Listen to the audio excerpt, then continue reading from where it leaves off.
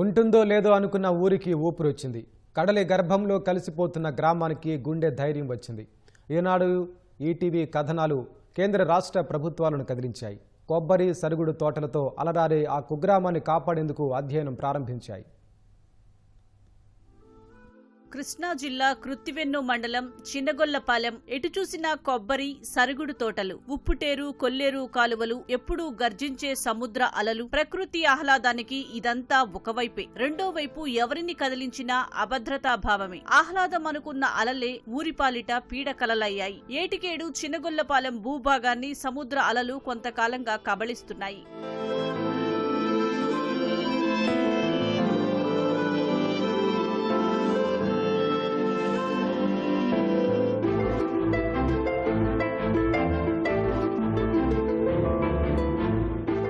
ఇంచుమించుగా ఓ 25-30 ఎకరాలు కోసేసింది.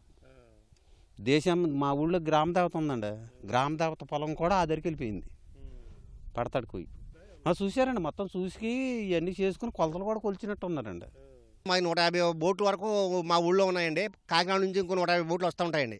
రేవు మెరకైపోయి సముద్రంలో తగిలిపోయి బోట్లు వాక్కి దెబ్బడిపోయి మునిగిపోతున్నాయండి.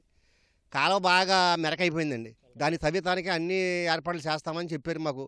దాని మీద మేము ఇక్కడ బతుకుతున్నాం. సుమారు 12,000 మంది జనాభా ఉండే ఈ గ్రామానికి వ్యవసాయం, చేపల వేటే ప్రధాన జీవనాధారం. ఈ ఊరిని దాదాపు 9 కిలోమీటర్ల మేర కొల్లేరు కాలువల నీరు చుట్టుముట్టేసింది. వర్షాలు, సముద్ర ఆటుపోట్ల సమయంలో ఆ కాలువలు పొంగి ఇళ్లలోకి నీరొచ్చేస్తోంది. ఏటిపర్రు మొగ నుంచి కొత్త కాలువ మొగ వరకు కొబ్బరి సరుగుడు తోటలు కోతకు గురవుతున్నాయి. చుట్టుముట్టేస్తోంది, గట్టు కోసేస్తోంది అంటూ ఈనాడు ఈటీవీ ఈ సమస్యను పలుమార్లు వెలుగులోకి తెచ్చాయి. ఎంపీ బాలశౌరి, ఎమ్మెల్యే కాగిత కృష్ణప్రసాద్ తక్షణమే స్పందించారు. తీరంలో రక్షణ గోడలు నిర్మించాలని ప్రభుత్వ పెద్దలకు విజ్ఞప్తి చేశారు. ఆ మేరకు గత నెల 9న చెన్నై నుంచి జాతీయ తీర పరిశోధనా కేంద్రం శాస్త్రవేత్తలు చిన్నగొల్లపాలెంలో పర్యటించారు. సమస్యను అధ్యయనం చేశారు. ఎంపీ, ఎమ్మెల్యే వారికి సమస్యను ఆమూలాగ్రం వివరించారు. ఇవన్నీ గ్రామస్తులకు ఓ భరోసా కల్పిస్తున్నాయి. ఈనాడు ఈటీవీ వాళ్ళని కూడా మేము కూడా మొరపెట్టుకుంటే వాళ్ళు కూడా స్టాఫ్ పదే విజయవాడ నుంచి, ఇక్కడ బందర్ నుంచి, ఇక్కడ నుంచి వచ్చి వేయడం,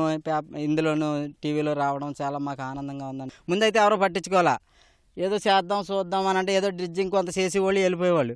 పర్మనెంట్ సొల్యూషన్ చేయాలని ఎంపీ గారు వాళ్ళు తపన చూసి మేము పదే ఈ మొక్క కోసం రావడం మాకు చాలా ఆనందంగా ఉందండి. 300 కోట్లు అంటే తేవడం అంటే ఒక చిన్నగొల్లపాలెం పంచాయతీకి ఒక 14,000 జనాభా ఉన్న గ్రామానికి తేవాలంటే, అంత పెట్టుబడి పెట్టాలంటే వాళ్ళు మనసును మేము చాలా మాకు మళ్ళీ వాళ్ళే రావాలని చెప్పి మేము కోరుకుంటున్నాం. కోతకు గురి అయిపోయి మొత్తానికి ఊరి మీదకి వచ్చేస్తుంటే మేము ఖాళీ చేసి వెళ్ళిపోదామని కూడా కొన్ని రోజులు అనుకున్నాం. అయితే ఈ మధ్యన ఈ కాలువ తవ్వనాకి ఢిల్లీ నుంచి కానీ బయట నుంచి 2-3 టీములు వస్తాం.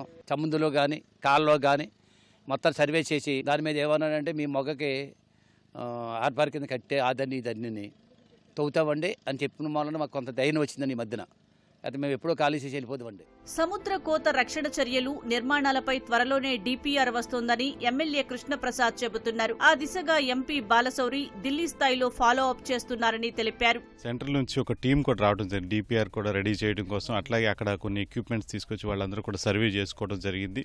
ఆ కోతని ఎలాగూ అడ్డుకట్టేసి నివారించాల్సినటువంటి ఇతోటి ఆ టీం అంతా కూడా స్పెషలిస్టులు అందరూ కూడా 4 బృందం కూడా వచ్చి ఆ రోజున దాని అంతా కూడా చేయడం జరిగింది. త్వరలోనే డిపిఆర్ కూడా సిద్ధం చేసి దాన్ని ఏ విధంగా కోతకు గురి కాకుండా ఆపాలనేది కూడా చూస్తా ఉన్నారని చెప్పి మీకు తెలియజేస్తా ఉన్నాను. కూటమి ప్రభుత్వ హయాంలోనే సమస్యకు పరిష్కారం లభిస్తుందని చిన్నగొల్లపాలెం గ్రామస్తులు విశ్వసిస్తున్నారు. చిన్నగొల్లపాలెంని రక్షించేందుకు ప్రభుత్వం ముందుకు రావడంతో గ్రామస్తులు హర్షం వ్యక్తం చేస్తున్నారు. తమ బాధను, ఆవేదనను ప్రభుత్వం దృష్టికి తీసుకువెళ్లిన ఈనాడు అలాగే ఈటీవీ యాజమాన్యానికి ఆ గ్రామస్తులు ధన్యవాదాలు చెప్తున్నారు. కెమెరామన్ భాస్కర్తో శ్రీనివాస్, ఈటీవీ న్యూస్, పెడన నియోజకవర్గం.